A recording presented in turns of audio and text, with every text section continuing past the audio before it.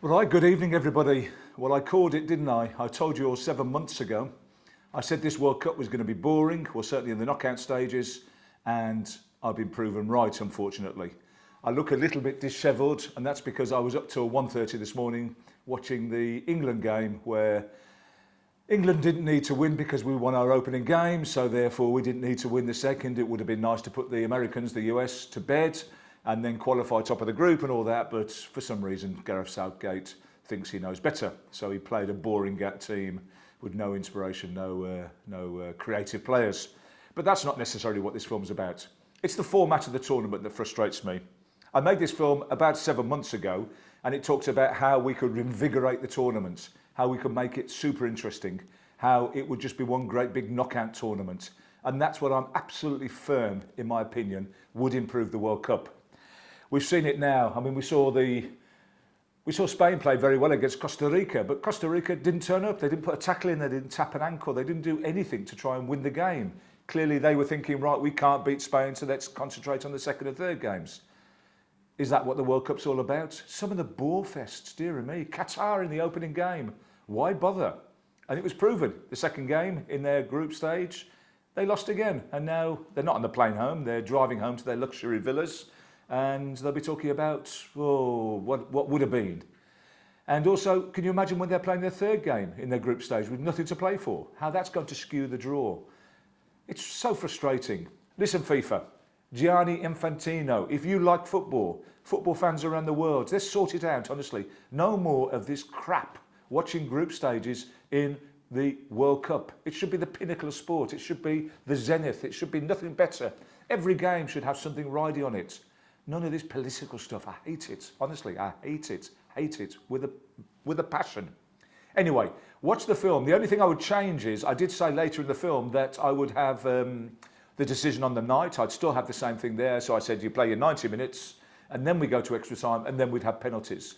I would revise that thinking last night, watching England. I had plenty of time to think, you see. So I revised that, my opinion on that. What I would do is I'd have 90 minutes, no result then, I would have extra time and I would have it as golden goal. If it took an hour or 2 hours or 3 hours or 4 hours, it won't. But what you would get is an exciting game. And I don't care about the media and the advertising and the schedules and the fans having to travel home late at night. It wouldn't take hours. We would get a goal. And also a lot of teams would go out to win the game. Also, thinking about it, in one of those earlier games, we had Argentina. That would be an upset against, who were they playing? Saudi Arabia. But Argentina were bossing the game to start with. And they sat on a 1-0 lead.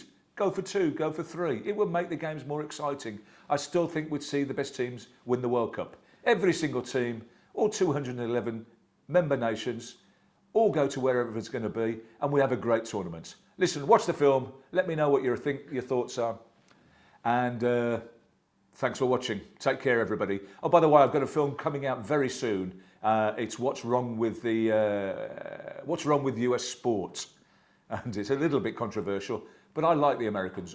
USA. I like the Americans. I just don't like what you're doing to sport around the world.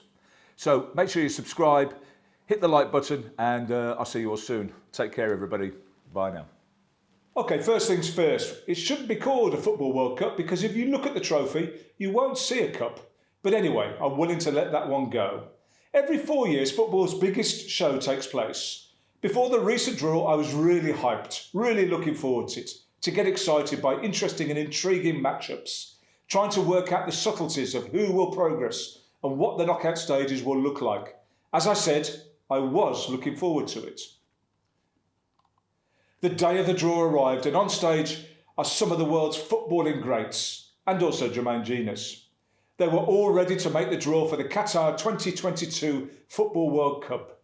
The draw started, and then, what felt like hours later, I'm completely left underwhelmed by the whole thing. The magic's almost gone. Through my rose-tinted glasses, I knew what I wanted in the World Cup, but the reality is it will be a complete bore fest, just as it was in the opening stages of 2018.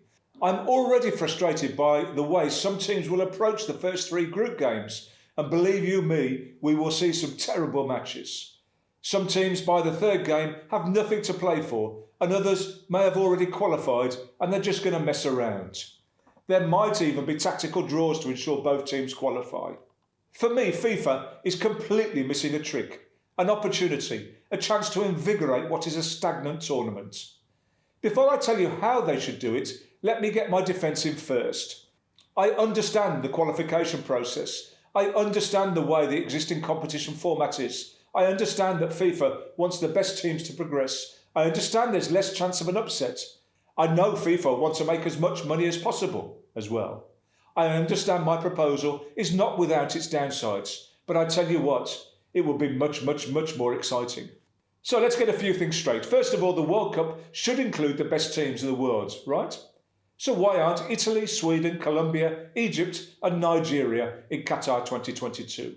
As I said, I know the qualification process and understand how they didn't qualify, but for sure these teams are better than some of the teams qualified.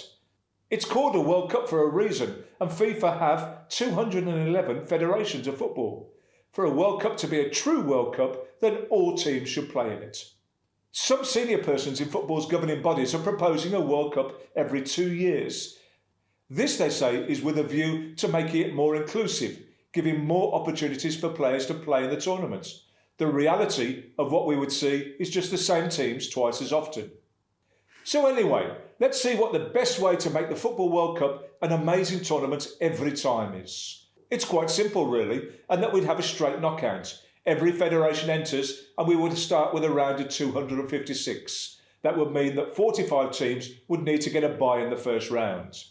Let's say we use the FIFA ranking for the seeding, and so the top 32 FIFA ranked teams would all receive a bye and be placed into the draw so they couldn't meet each other until the fourth round or the last 32 at the earliest.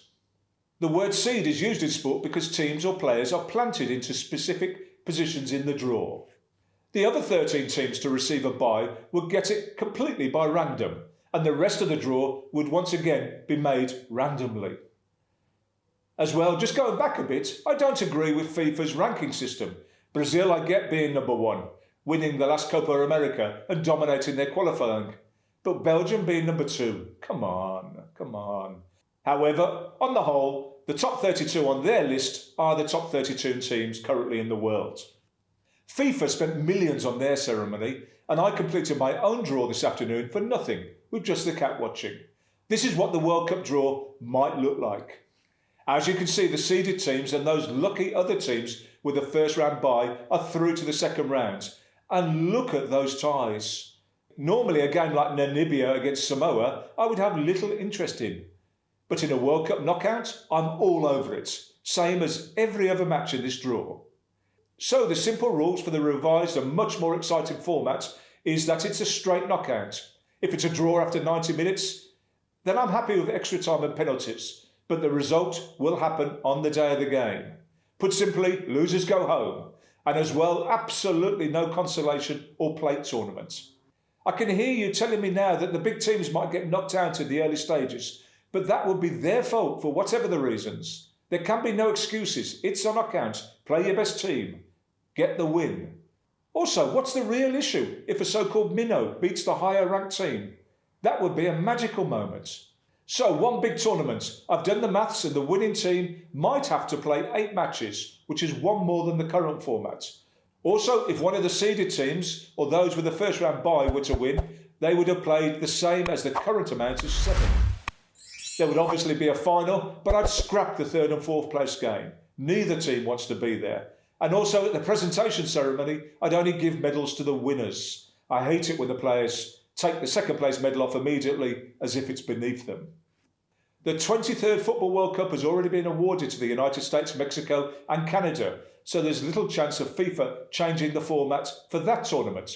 But the 2030 tournament is up for grabs and there is potential for change. For sure there's potential for change.